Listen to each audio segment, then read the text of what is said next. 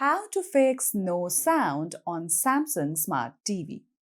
So first of all, perform a power reset by unplugging your TV for 60 seconds.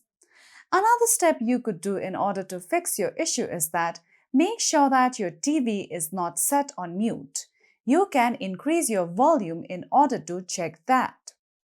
The third step you could do in order to fix your issue is that from the main home screen, go to Settings at the left-hand side, and from here, go to All Settings.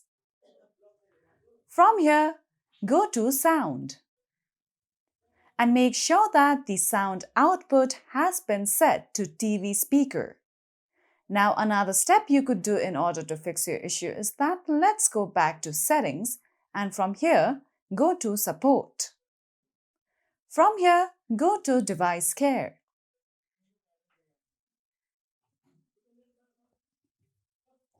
Now, once you come here, select Self-Diagnosis.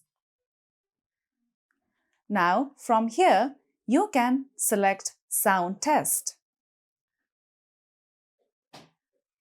Now, you can do a sound test to find out if the test sounds normal. So follow these easy steps in order to fix your issue.